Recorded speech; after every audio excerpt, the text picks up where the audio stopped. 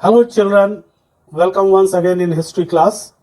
We are continuing with chapter number 2, which is nationalism in India, and this is the 15th part. In our previous video, we have seen about the Pune Pact, which is held by Gandhiji and Dr. Bhim Rao Ambedkar. In this video, we are going to discuss a question: what was the conflict between Congress and Muslim League? बच्चों, कांग्रेस और मुस्लिम league के बीच एक बहुत बड़ा conflict था। यही conflict आगे चलकर इंडिपेंडेंस के समय दो देशों में के विभाजन के रूप में सामने आया था। इसलिए इसको समझना बहुत ही जरूरी है हम लोग को कि ऐसी क्या बात थी जिसको लेकर इंडिया जो है वो दो देशों में डिवाइड हो गया, पाकिस्तान एंड इंडिया। तो आइए समझते हैं इसको कि what was the conflict between Congress and Muslim league. Muslim league और कांग्रेस के बीच में वो क्या कॉन्फ्लिक्ट था जिसने इंडिया को डिवीजन तक पहुंचा दिया। After the decline of non cooperation movement, some political organisations were not interested in civil disobedient movement. जब नॉन कॉपरेशन मूवमेंट समाप्त हुआ तो हम लोगों ने नॉन कॉपरेशन मूवमेंट में देखा था कि बहुत सारे मुस्लिम लीडर्स जो थे वो उसमें पार्टिसिपेट किए थे, लाइक मोहम्मद अली, शौकत अली और भी खिलाफत मूवमेंट में जो लोग पार्टिसिपेट कर रहे थे, सब लोगों ने अपना समर्थन नॉन कॉपरेशन मूवमेंट को दिया था। लेकिन जब वो खत्म हो गया तो सिविल डिसोबीडिएंट मूवमेंट जब चलने लगा तो उसमें ये मुस्लिम जो लीडर्स थे वो बहुत इंटरेस्ट नहीं दिखा रहे थे। इसका कारण को समझेंगे हम लोग कि कांग्रेस के more closer to Hindu religious nationalist group like Hindu Mahasabha. उस समय यानी कि जब डिसओबीडियंस मूवमेंट चल रहा था इंडिया में, उस समय कांग्रेस जो है वो हिंदुओं के एक रिलीजियस जो एक ग्रुप था, हिंदू महासभा, उसके काफी क्लोज आ गई थी, क्योंकि हिंदुओं का एक बड़ा समूह उससे जुड़ा हुआ था। The relation between Hindu and Muslim worsened. धीरे धीरे इसमें हिंदू और मुस्लिम वर्गों में जो दो कम्युनिटी है, इसमें बहुत सारे क्लैशेस देखने को मिले, बहुत सारे झगड़े देखने को मिले। Hindu and Muslim communal clashes and rights is seen in various cities. बहुत सारे सिटीज में दंगे हुए और धर्म के नाम पर मारपीट हो जाती थी। तो ये चीजें उस समय देखने को मिल रही थी। The Congress and the Muslim League made an effort to renegotiate an alliance and in 1927 it appears that such a unity could be forced. तब कांग्रेस की तरफ से जब देश में इस तरह के दंगे और धर्म के नाम पर लड़ाइयां शुरू हो गई तो कांग्रेस ऐसा नहीं चाहती थी, क्योंकि ये जो इंडियंस की यूनिटी है, टुगेदरनेस जो है कि बिलोंगिंग जो थी, उसमें डिवीजन हो रहा था। तो इसको रोकना किसी भी तरह से जरूरी था कांग्रेस को। इसलिए कांग्रेस ने पहल किया और मुस्लिम लीग के नेता जो थे मोहम्मद अली जिन्ना, उनसे 1927 में निगोशिएशन शुरू हुए। तो 1927 में लगा कि जैसे एक बात बन जाएगी और एक समझौता मुस्लिम लीग और कांग्रेस के बीच में स्थापित हो जाएगा और वो लोग निगोशिएट कर जाएंगे किसी चीज पे। लेकिन दुर्भाग्यवश ऐसा हुआ नहीं और आगे देखते हैं हम लोग। The important difference were over the question of representation in the future assembly. जो फ्यूचर में असेंबली बनने वाली थी after the independence of India, जो एक कॉन्स्टिट्यूशनल असेंबली बनने वाली थी, असल में विवाद उस असेंबली में रिप्रेजेंटेशन को लेकर था। मुस्लिम चाह रहे थे कि उनको अलग इलेक्टोरल मिले, लेकिन कांग्रेस इसके पक्ष में नहीं थी, क्योंकि वो यूनाइट होकर चलना चाहती थी, सब एक जैसे रहें, उसमें भेदभाव ना हो। ऐसा ना हो कि एक वर्ग विशेष को अलग इलेक्टोरल दे दिया जाए तो उसके साथ भेदभाव होगा और औरों के साथ भी भेदभाव होगा, इनइक्वालिटीज देखने को मिलेंगी। इसलिए कांग्रेस नहीं चाहती थी कि ऐसी इनइक्वालिटीज समाज में दिखाई दे, चाहे वो कास्ट के बेस पे हो, चाहे वो रिलीजन के बेस पे हो। तो कास्ट के बेस पे तो गांधी जी ने अंबेडकर जी को मना लिया पूना पैक्ट में, और अब प्रयास चल रहा था जिन्ना जी को मनाने का, मोहम्मद अली जिन्ना को मनाने का, जो कि सबसे बड़े लीडर थे मुस्लिम लीग के। तो गांधी जी और कांग्रेस पार्टी की तरफ से ये प्रयास 1927 में बहुत जोरों से किया गया कि जिन्ना जी को किसी तरह से अपने पक्ष में ले आया जाए। जो ब्रिटिशर्स की तरफ उनका झुकाव ज़्यादा था, वो जानते थे कि ब्रिटिशर्स उनको अलग इलेक्ट्रॉल दिलवा सकते हैं, इसलिए उनका झुकाव ब्रिटिशर्स की तरफ ज़्यादा था।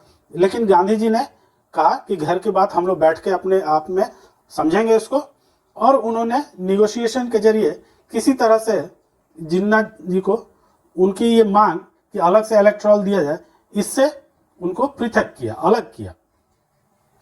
The important difference were over the question of representation in the future assembly. जो फ्यूचर असेंबली बनने वाली थी, विवाद उसको लेकर था। वहां पर मुस्लिम्स के रिप्रेजेंटेशन को लेकर बात कांग्रेस और मुस्लिम लीग के बीच फंसी हुई थी। मोहम्मद अली जिन्ना was willing to give up the demand for the separate electrons.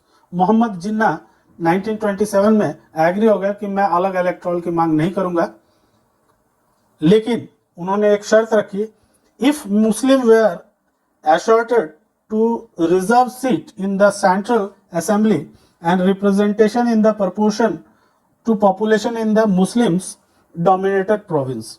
यानी कि मुस्लिम डोमिनेटेड जो प्रोविंसेस हैं वहां उनको आरक्षित सीट दे दिया जाए।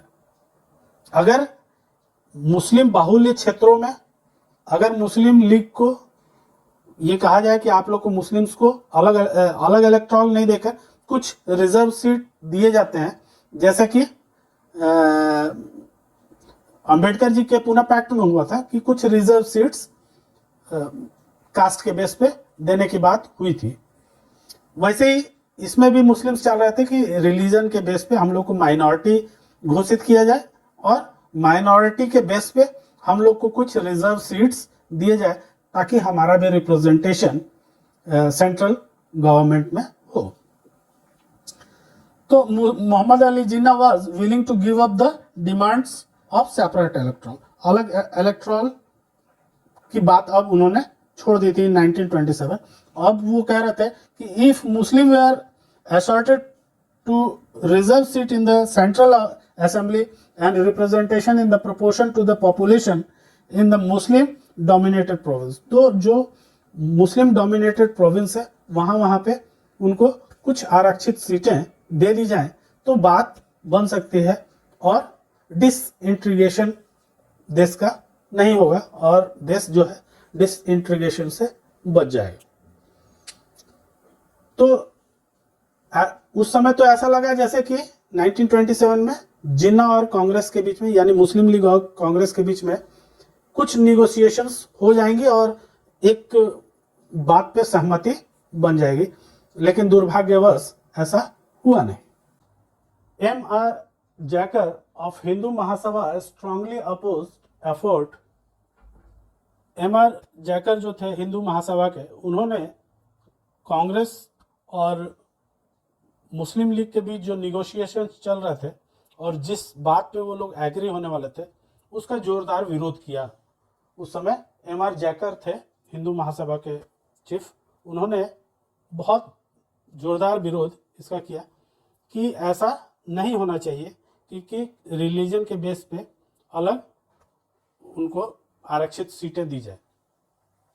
During civil disobedient movement an atmosphere of suspicion and distrust between communities were seen. तो डिसोबीडिएंट मूवमेंट जब चल रहा था, सिविल डिसोबीडिएंट मूवमेंट, तो उस दौरान जो एटमॉस्फेयर था सोसाइटी का, वो सस्पिशियस और डिस्ट्रस्ट से भरा हुआ था। किसी को किसी पे विश्वास नहीं हो रहा था, लग रहा था कि इंडियंस ही आपस में लड़ेंगे, और छोटे मोटे दंगे और रॉयट्स देखने को मिल रहे थे। तो ये एटमॉस्फेयर चारों तरफ क्रिएट हो रहा था, और कहीं ना कहीं यूनिटी की कमी दिख रही थी। जिस तरह से नॉन कॉपरेशन मूवमेंट में यूनिटी दिखी थी, वो यूनिटी सिविल डिसोबीडिएंट मूवमेंट में इंडियंस की दिखाई नहीं दे रही थी। Large section of Muslim could not respond to the call for a unite struggle. जो एक यूनाइट स्ट्रगल था उसमें मुस्लिम अपने आप को पीछे कर लिए थे, वो उस कॉल पे गांधी जी के नहीं जा रहे थे, और इसलिए सिविल डिसोबीडिएंट मूवमेंट में को वो मजबूती नहीं मिल पा रही थी जो मजबूती हम लोगों ने नॉन कॉपरेशन मूवमेंट में देखे थे। Many Muslim leaders and intellectuals expressed their concern about the status of Muslim as a minority within India।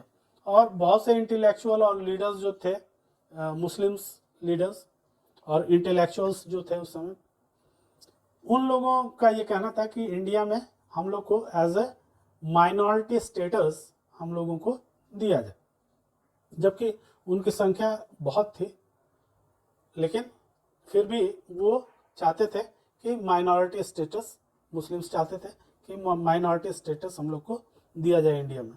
और इसके पीछे कारण क्या बताते थे? दे fear that the culture and identity, जो हिंदू की कल्चर और आइडेंटिटी है, वो अपने आप को उससे डिफरेंट मानने लगे थे। Identities of minorities would be submerge under the dominance of the Hindu majority. उनका मानना था कि उनका जो कल्चर है और उनका जो आइडेंटिटी है वो हिंदू से अलग है, और ऐसा ना हो कि वो हिंदू मेजॉरिटी उसको सबमर्ज कर दे, यानी कि वो भी इस तरह से घुल मिल जाए उसमें कि पता चले कि बहुत सारे मुस्लिम जो है they are converted into Hindus. तो ये डर कहीं ना कहीं उस समय मुस्लिम लीडर्स को सता रहा था, इसलिए वो लोग आरक्षित सीटें मांग रहे थे। मुस्लिम लीग के नेता जो थे मोहम्मद अली जिन्ना, उनका कहना था पहले तो वो सेपरेट इलेक्ट्रल की बात करते हैं, फिर वो 1927 में इस बात पे एग्री हो जाते हैं कि ठीक है, जिस तरह से अंबेडकर जी को कुछ आरक्षित सीटें दी गई हैं, उस तरह से मुस्लिम बाहुल्य क्षेत्रों में मुस्लिम्स को कुछ आरक्षित सीटें दी जाएं, रिजर्व सीटें। लेकिन एम.आर. जैकब के भरपूर विरोध से, जो कि हिंदू महासभा के लीडर थे, उन्होंने इसका भरपूर विरोध किया। तब जाकर के ये बातें कांग्रेस पीछे हटी, नहीं एग्री हुई इस पे कि रिलीजन बेस पे अगर देंगे तो फिर सबको देना पड़ेगा, जो भी माइनॉरिटीज़ हैं सबको रिजर्व सीट्स देने पड़ेंगे, यहाँ तक कि एंग्लो इंडियंस जो हैं उनको भी देना पड़ेगा।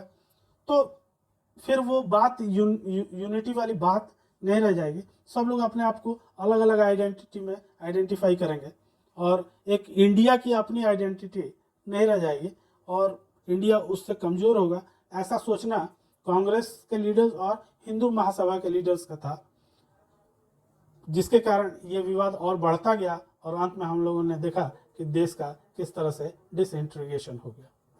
तो बच्चों, ये तो था कि what was the conflict between Congress and Muslim league.